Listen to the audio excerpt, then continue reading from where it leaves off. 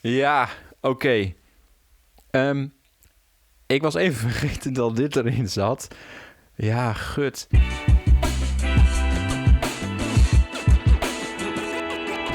Hey, wat ontzettend tof dat je kijkt naar deze nieuwe video. Deze week heb ik weer wat totaal anders. Ik ben even in mijn eigen oude archief gedoken en daarbij heb ik een mooie paar video's gevonden die ik in mijn jeugd heb gemaakt. Die gaan we samen eens bekijken en op reageren nu ik zeker een behoorlijk aantal jaar verder ben. Ik heb nog even getwijfeld of ik deze video zou maken, omdat ik mezelf misschien best wel een beetje voor schut zet. Maar aan de andere kant, dit waren mijn jongere jaren, die zijn al lang voorbij. Dus we gaan samen even kijken. Ik heb ze in DaVinci Resolve geplaatst, het GMT-journaal en Karel en de Elegast. Ik heb ze even in DaVinci Resolve geplaatst, omdat één video een beetje donker was, maar daar komen we straks wel op. Laten we beginnen met het GMT-journaal. Ik durf je eigenlijk het jaartal niet te vertellen, maar let's go. RTL Nieuws Extra.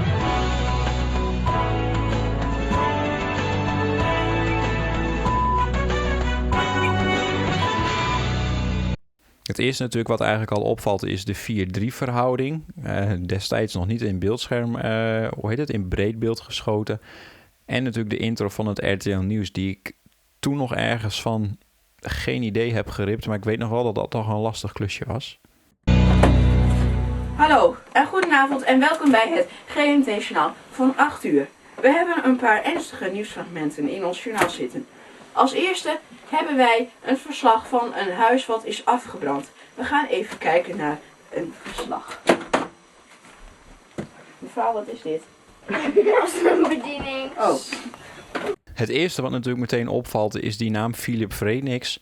Destijds was Philip Freriks een bekende presentator van het NOS-journaal. Dus daar hadden wij een grappige twist op gemaakt. Ik mocht altijd graag presenteren. En nou, je ziet, dat hebben we gedaan in destijds mijn slaapkamer. Een enorme puinzooi is het daar.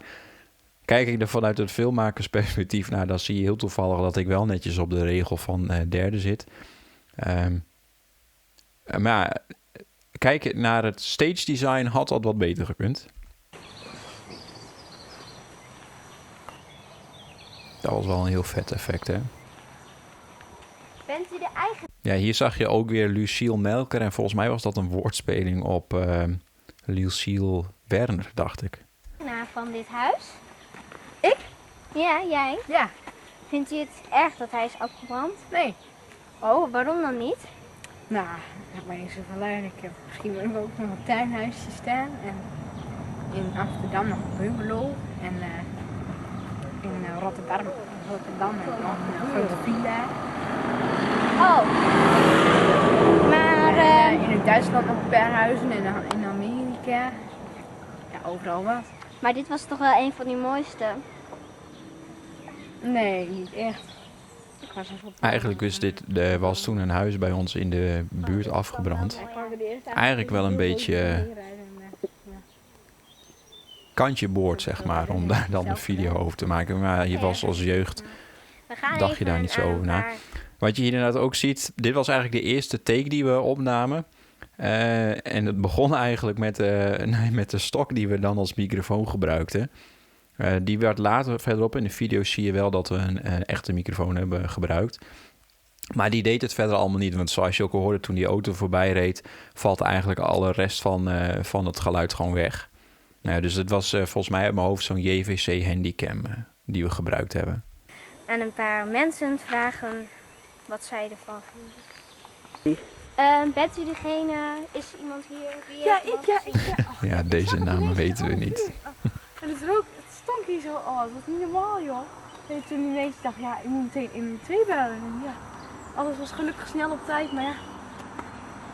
Oh, tot in dit dorp, echt wel. Ja, We deden deze video's trouwens echt altijd helemaal ongescript. ik heb er niets van gemerkt. Oh, maar hoe komt het? Vooral die Bent u er dan stok ook. afgekomen?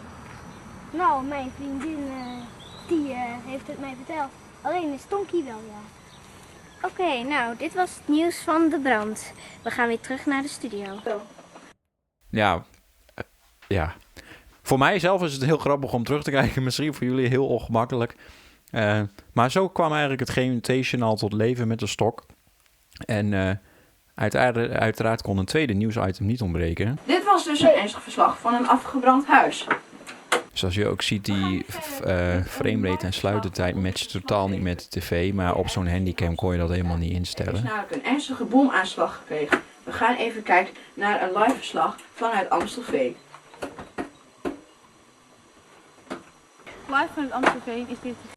Ja, ook weer een technisch hoogstandje. Volgens mij heb ik dit toen nog, ik denk met Uload Video Studio gemaakt. Dat is echt al jaren terug. Volgens mij bestaat het ook al lang niet meer.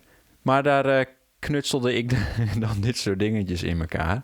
En die achtergrondjes die zocht je dan op free background video image ding. En dan kreeg je dat soort dingen tevoorschijn. GMT Nieuws. We zijn terechtgekomen in Amstelveen, waar Ja, hier weer volgens mij Loretta Schrijver.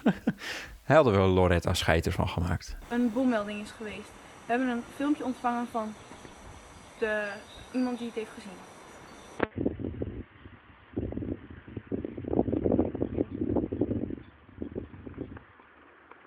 Ja, om echt dat authentieke gevoel te geven, alsof een voorbijganger dit had gefilmd, hebben we dit gefilmd met, wat was dat, een Samsung E250. En volgens mij waren dat nog van die 3GP-bestanden, of geen idee wat dat was. Maar in ieder geval iets van 3 megapixels en daar kon je dan zulke filmpjes mee maken.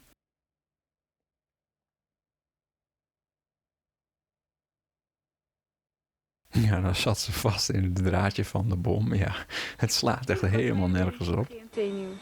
We hebben hier een persoon die zich erg verdachtelijk aandoet. Ik zal eens vragen of diegene hier wat van weet. Ja, je kunt het dus niet zien, maar hier zie je dus al die microfoon en daar stond dus GMT op. Ooit dus als speelgoed cadeautje gekregen en daar is eigenlijk ook waar het GMT-journaal de naam van uit is ontstaan. Hallo? Hallo? Ja? Weet u hoe die vrouw daar dood kwam? Ja, buitenladen Hussein is ook weer een woordspeling op Osama Bin Laden, denk ik. Buitenladen Hussein. Saddam Hussein en nou ja, in ieder geval dat waren destijds, was dat veel in het nieuws. Dus daar hadden we een of andere gekke woordspeling op bedacht. Nee, nee, Ja, en daar ligt die bom, ja. Dood iemand, ja, ik snap niet. Wie zou dat nou willen? Ja, ik weet ook niet wie het heeft gedaan, maar u ziet er een beetje verdacht uit. Dus misschien, Nou ja, ik heb een beetje koud. Maar ik snap het niet. Ja, ik denk dat iemand die vrouw gewoon niet leuk vond. En dat ze dan dood gaat of zo. Ja, ik denk dat hij wraak moet nemen. Ja, nou ja, een voorbeeld hè. Ja, nou. Ja. Meneer, u staat er ook een beetje bij te lachen. Hebt u hier misschien nog iets mee te maken? Ik vind het gewoon grappig. Wat zegt u? Wat vind u? Ja, je hoorde mij daar ontzettend lachen achter de camera. En dat is eigenlijk wel een beetje de strekking van de video. Als je kijkt naar, er zitten geen videotechnische hoogstandjes in. Of dat je denkt van nou, mooie composities. Maar ik weet nog wel dat we gewoon ontzettend veel plezier hadden in het maken van dit soort filmpjes. Het ging helemaal nergens over. En dat waren dan vrienden die bij ons op bezoek waren. En wat we dan vaak deden is snel die video editen. En dan konden we die dan, voordat ze naar huis gingen, weer tonen aan onze ouders. Ja. Dit was een ernstige bomaanslag. We gaan verder met het weer vandaag. Dit is Nederland. Dit is Australië. En u ziet hier dat het heel hard gaat regenen. Daar kunnen we niks aan doen. De wolken komen er nou eenmaal op af. Als de zon doorbreekt wordt het warm. Als het 28 graden is, wordt het een warme dag. 15 graden een normale dag. En met 2 graden een koude dag. Dit was het weer. En ook het GMT-journaal van 8 uur. Ik wens u nog een hele prettige avond. Voor de kenners, dat was volgens mij een grapje uit Herman Vinkers. Volgens mij keek ik dat toen heel veel rond die periode. Dus dat was sowieso een gestolen grapje. Ja, voor mij blijft dit gewoon een epische aflevering, GMT-journaal. Uiteindelijk hebben we ook nog een keer een deel 2 en 3 gemaakt. Maar dit blijft gewoon een mooie herinnering aan mijn jeugd. En dan kom ik eigenlijk bij mijn tweede video. Dat was een opdracht voor school. We moesten een oud Nederlands boek, Nederlandse literatuur verfilmen. En Karel en de Edelgas was daar één van. En wij hebben toen gekozen om daar een moderne versie van te maken uit 2009. Dus dat is bijna alweer 20 jaar, ongeveer 17 jaar geleden.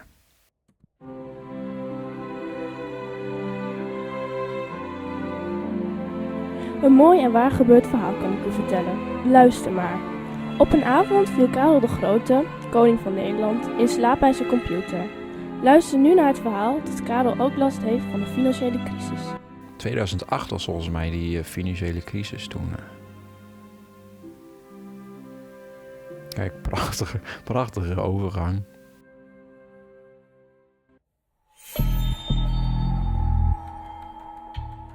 Nou, je ziet dus al meteen 16:9 breed beeld, dus dat was al vooruitgang. En wat je eigenlijk ook hieronder ziet is die letters met zo'n patroontje weergeven. Ik weet nog wel, toen maakte ik gebruik van Sony Vegas. Dat was al een hele upgrade ten opzichte van Uload. Of volgens mij werd die Uload Video Studio ook niet meer gebouwd of had ik Sony Vegas gevonden. En toen had ik het trucje gevonden dat je had van die generators waarmee je dus allerlei kleurtjes en patroontjes kon maken. En die kon je animeren met, ik dacht, keyframes. Dat is echt al heel lang geleden. En die kon je dan onder een tekst hangen, waardoor je dus die, wobbly, wiggle, weet ik veel tekst kreeg. Ja, ik noemde mezelf ook altijd Jans Filmproducties. Volgens de Nederlandse spelling klopt het helemaal niet zoals je dat hier opschrijft, maar goed. Nu is Nederlands ook niet mijn sterkste vak. Ja, en hier zie je weer die ubervette tekstanimaties. Ook gewoon onscherpte en dingen. Ja, dit was ook weer zo'n glow effect.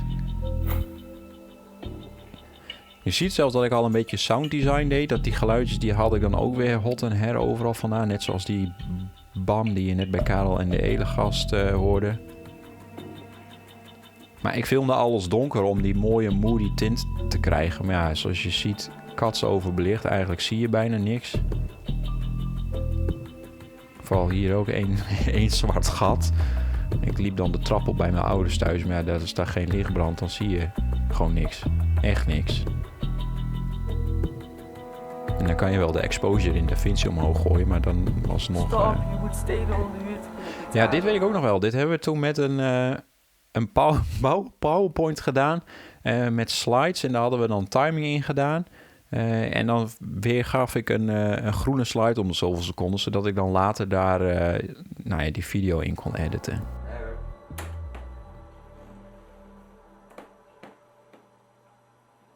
Het duurt ook ontiegelijk lang. Als je nu kijkt naar hoe snel tegenwoordig nu video's zijn.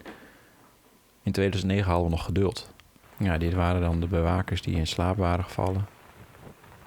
Ook dit shot duurt dan weer ontiegelijk lang voordat hij überhaupt die fiets op is gestapt. Wel weer mooi dat hij op de 2/3 staat.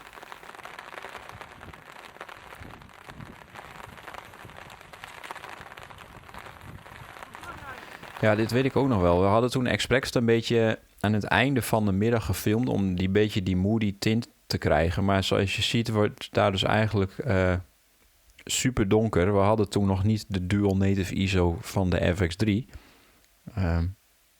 Wat wel een beetje jammer is, waardoor je het soms wat slecht kunt zien. Ja, je bent het stil.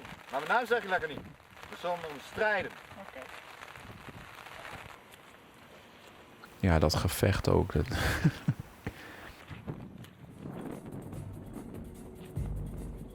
Gimbals was ook nog niet iets van die tijd. Ik probeerde er dus zo omheen te draaien.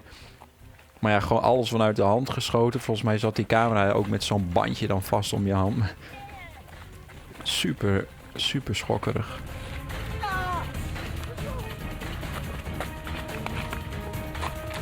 Het was ook meer een bitchfight dan een echt gevecht. Oké, ik zal mijn naam vertellen. Maar u bent verplicht die van u ook te vertellen. Ik ben Elegast. Ja, ik ben Harry. Hoi. De koning heeft alles van me afgenomen.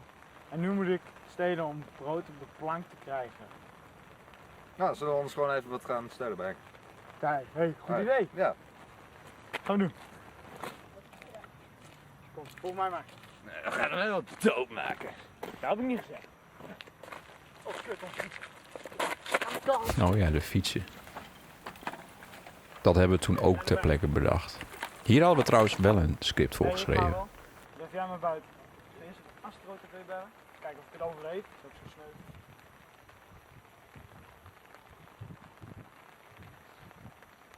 Astro TV. Ja, ik ken het verhaal eigenlijk eerlijk gezegd ook niet meer. Dus sorry aan mijn Nederlands docent. 10 wachten we voor aan mijn hand. Nou, ik hou er wacht op. Maar blijkbaar moest hij kijken of hij het overleeft of zo.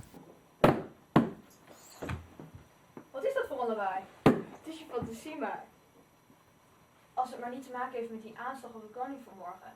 Ik hoop dat alles wel vlekkeloos verloopt. Ik hoop dat ze jou ombrengen.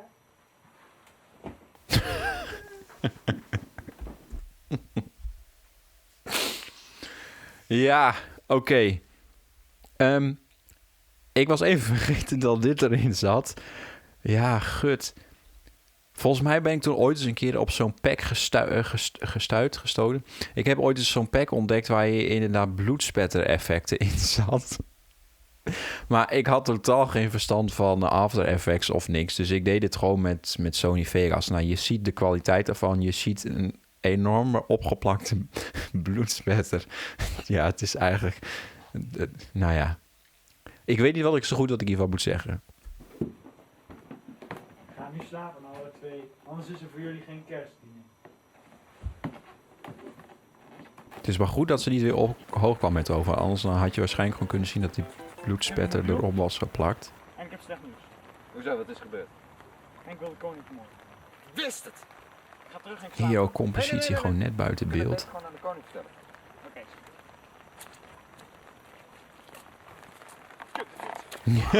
Ja. Een running gag hebben we er toen maar van gemaakt, de fietsen. Ik hoorde dat Henk mij wil vermoorden. Ah, dat voelde ik al aankomen. Ik zal de mobiele eenheid bellen. 1, 1, 2... Ja. Nou, dit bedoelde ik dus eigenlijk een beetje met mezelf voor gek zetten. Mijn zusje had toen een Hannah Montana pruik.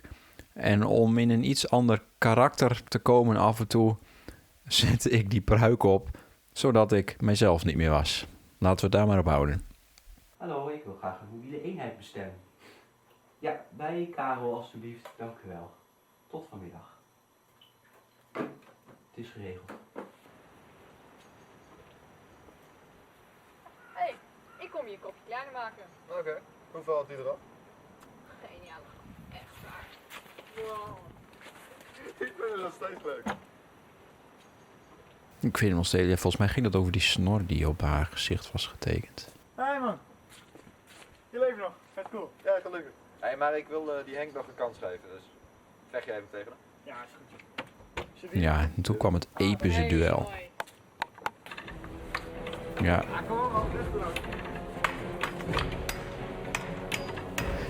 Ja, je ziet het nu nog erger, denk ik, omdat ik de exposure iets heb verhoogd. Maar je ziet dat die kletseffecten, volgens mij waren dat...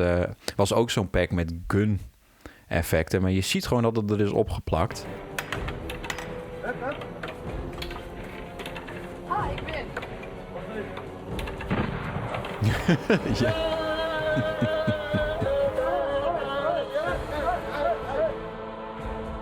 Ja, nog een keer in slow motion.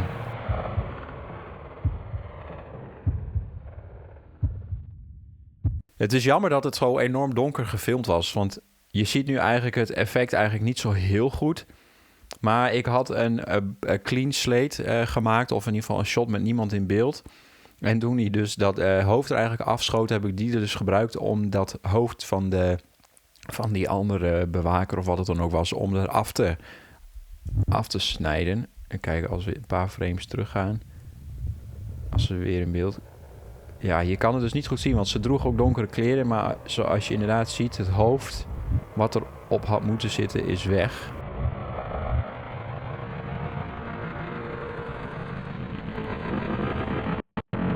Ja, hier ligt hij er. Ja, hier is nog een hoofd. Hier zie je iets wat op een hoofd lijkt. Nou ja, en na die bloedspetter, hoofd eraf geklipt. Ja. We waren nog jong, laat ik het zo zeggen. En nu snel naar bed, lieve kindertjes. Oh, ik heb een stukje overgeslagen.